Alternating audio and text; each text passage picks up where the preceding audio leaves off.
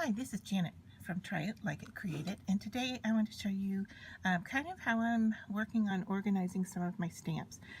So what I have here are some stamp pads from Simon Says Stamps, and it has the name on the stamp pad and an idea of what the color is. What I'm going to do is I'm going to use these dot labels. I found them at the Dollar Tree, and there's 315 in a package, so quite a few. And what I'm going to do is I'm going to stamp. Now this is not a new idea, I've actually seen someone else do it, but I'm going to stamp on the dots so that I know what the color looks like. But I'm going to cover two of them, and the reason I'm going to do that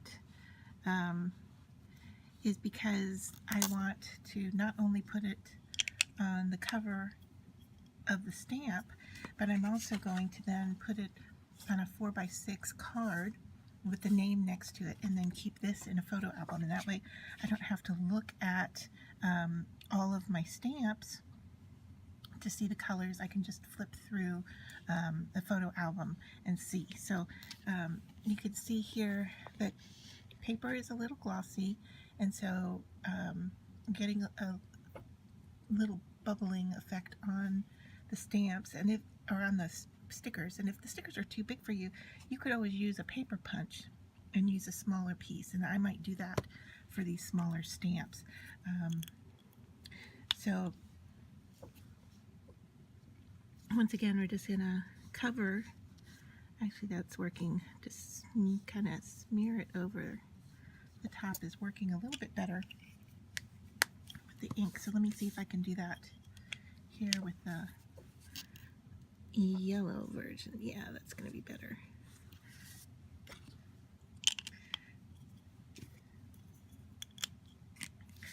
So I'm actually, instead of just stamping and getting a puddle of ink, I'm going to place it and then pull, so you get a sense of what that color looks like. And you can see that they are similar to what's on top of the stamp pad, but definitely not the same.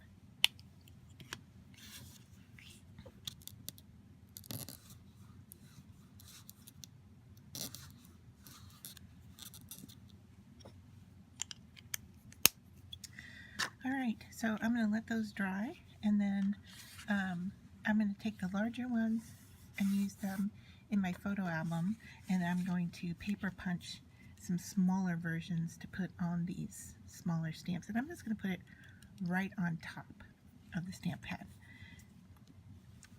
So with that done, I will come back and show it to you in just a little bit. Okay, I am back. I got my hole punch, and just using a marking pen from the Dollar Tree, and what I have done is taken my 4x6 card, and off camera I wrote in the names of that correspond with the inks, and then my inks had dried, and unfortunately I did a video for this, and it didn't record well, so here I am again. I'm going to take my hole punch with the second ones, and I left enough room so that in case I needed to punch more than once I could. So I went through and I punched out all the stickers to the smaller size, and then once removed here, I peeled the sticker off. I actually did this with an X-Acto knife, and I would not recommend that. Probably recommend using like a weeding tool, a toothpick, tweezers, anything, but you get the idea, is to get that apart. And I'll show you. This is what I did with the X-Acto knife, and I do not recommend this. However, I have a lot of experience working with an X-Acto knife, so this doesn't scare me. There we go. Alright, because it's so small. And then I place that on the stamps, the ink pads themselves, to show you that this is the actual ink color. And I'm sorry that that video didn't work, but this was my idea. This is nothing new. I have seen this online. However, I also wanted to show you this version. Like I said, it's going to go into a photo album so that I don't have to go through my drawer of stamps looking to see what color I want, but I can easily flip through a binder or a photo album and pick out the colored inks that I want. I wrote the words down first and then put the stickers down, and you can see that they're really close together. That doesn't bother me for this, but in the future I would probably put the stickers down first and then write the names in their place.